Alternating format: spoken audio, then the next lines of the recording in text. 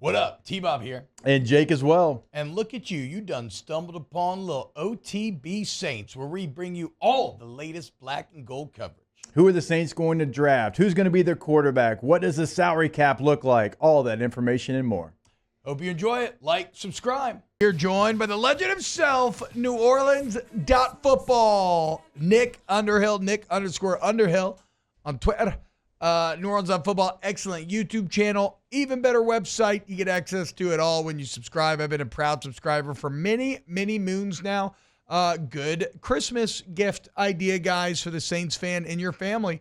Buy them a little subby, and all of a sudden they're going to just be in your ear constantly telling you details and anecdotes about this team that you never knew before. Nick, what's up, brother? How's it going today? Doing great. How you guys doing? Doing very well, man. Enjoying a beautiful wintry Christmas morning here, and enjoying another Saints win. And was what was probably one of the most unwatchable football games of all time. And I mean, look, in terms of this, elite background noise, right? Keep it on. You do stuff around the house. You check in every now and then. Some plays being made. And then certainly there was some frustration at the end when it looked like you were going to blow it. But at that moment, what a play by Brian Brzee to come up with the dub. Saints beat the Giants 14-11. In a season where you can paint anything as negative, Nick, or, it's kind of in the eye of the beholder. What was your main takeaway from the win on Sunday? Honest takeaway, I mean, given the circumstances that your quarterback gets hurt and you're going to be playing a backup the next 4 weeks or the next couple weeks or whatever it's going to be, and your odds of winning games and making the playoffs are damn near gone.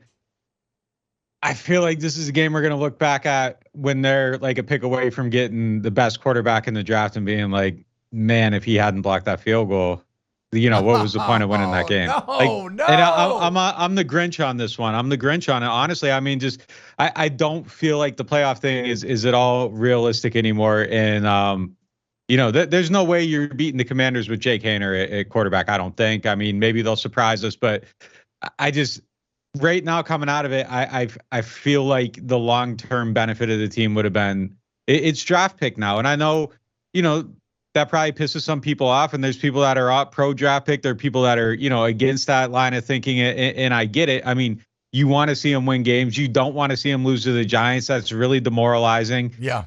But the long-term big picture here, I don't know. I mean, I feel like they aren't, I feel like the odds of making the playoffs are pretty low right now. I want to be clear. I have no illusions about the playoffs. Like, that's not all where I'm saying. But I also, maybe not if you lost this game, to your point. But now, like, you're not getting the pick. All those teams with 3 wins beneath you are not winning 5 games. So it kind of is what it is. Like, I don't know, man. Again, I just think there is something to be said for the pride displayed as a professional on Sunday to go out there and win that game. How'd you feel about your boy, Kendre Miller? Overall, the stats, nothing too special, but that touchdown run was pretty awesome. Is Kendre Miller, are we thinking he might be a piece going forward? Well, just going back to your previous point, like I don't disagree that the professionalism and all that stuff's great. It really is. It really is. It's good to see him still fighting, still going for it. The Rizzy fight for the job is still alive. All that stuff is really good. All I'm saying is if you bring the Giants up to 3, now there's only 1 2-win team, and you're sitting on 4 with 4 games to go, and your backup quarterback in there, you're in a good your spot.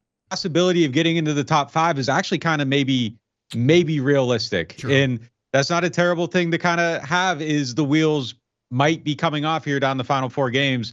This might have been the last hoorah. And if the last hoorah is beating the Giants 14-11 on a blocked field goal, I don't know. Maybe it is kind of fitting for the season.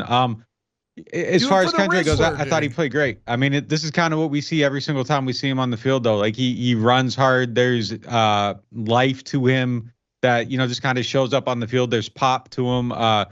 Runs hard, plays hard. I think he's a good player. He just has to show he can stay healthy. If he can stay healthy, like down the stretch, and you get Brzee going down the stretch, and you see some more moments from Alante, like that pass break up the Neighbors, or some plays from Kool-Aid. Like there are a couple little bright spots here, maybe going down the stretch of the season.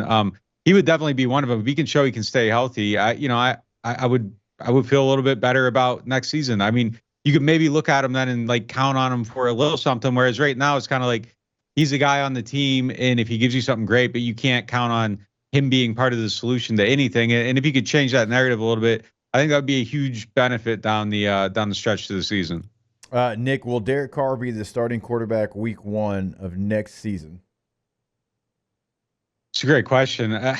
It's so hard to analyze it because if you're a coach coming in and you have Derek Carr, maybe it gives you a chance to like actually survive beyond 3 years. And if you get off to the right start, he's obviously going to help you win games. If you tear it down and you cut him, you basically have zero cap dollars to do anything else. You're filling out your roster with league minimum players. But if you're looking at it like, hey, like what's the better path forward? To me, look, it's hard to talk about Derek Carr because there's these camps of like absolutism where he's either the best quarterback in the world to some people and he's unfairly judged and everybody's super negative and it's unfair, or he's the worst quarterback to ever play and he never does anything right. I think he exists somewhere in the middle. And if you put him with the Bucs, like he could probably be similar to Baker. If you put him with Minnesota, they're probably still a playoff team. Is he the right quarterback on a team with cap issues that can't really fill out their roster around him and are going to ask him at times to win games for him? I would say the answer is no. I don't think he's the right quarterback for this team, but that doesn't mean he isn't the right quarterback for a certain team. So if you want to start that process, I think getting rid of him, I think that gets you maybe on a path to more healing, I guess. Like if you go and get like an $8 million replacement level quarterback, that's probably a better situation than paying 33 or whatever the APY is for him. I will say this, like I've watched that play now. It's got to be 100 times. And I don't understand it. I don't understand what he was thinking in that moment. It's 2nd and 10. The Rizzler. He was fired up, dude. He's fired up, trying to put it on for the boys, dude. Laying his body out there. Everybody gushed over Spencer Rattler lowering his shoulder in preseason. I thought that was dumb too, though. Like, I thought that was dumb too. Like, it's 2nd and 10. Your playoff hope, like if you win this game, you're 2 games back. You play the Bucs once. Like, you actually have a realistic playoff shot.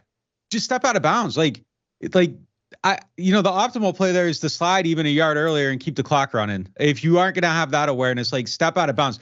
Do not like launch yourself into a hit. I don't understand it. And like, I get it. Before I even knew he was hurt, like when I seen him do it, I audibly said, WTF, like out loud. Like I didn't understand what was happening, why he was doing it. I didn't like the play. I don't know what the motivation was. Like I get it. Like I do know what the motivation is. He's trying to give it up for the team and everything, but like, man, live to fight another down in that situation. That was not a I don't know. Like my personal take on it, like I did not like that play. I would have liked a better decision. But I'm also a guy who, when Alvin is, 11 yards down the field and he steps out of bounds instead of taking a hit, like I'm like, yeah, like do that, because the better thing here is not to fight for the yard and to be at your best on December 20th or whatever. Whereas other people are like, what is he doing? Fight for the yard. Like if it's a pointless yard, there's yards worth fighting for and there are yards that aren't. I don't feel like that was a yard that was worth fighting for. Not WTF, Nick, WWE. It kind of looked like a WWE bit when he was laying on the ground too. But then I was like, oh wait, no, he's actually really hurt. Wow, just amazing black and gold takes right there, Jake. I don't think I've ever heard any takes that are better than the 2 guys that just gave you that take. And you can keep getting them by going ahead and liking, subscribing, ringing the bell to get notifications when we post. Have a great day. We'll see you on the next OTB Saints.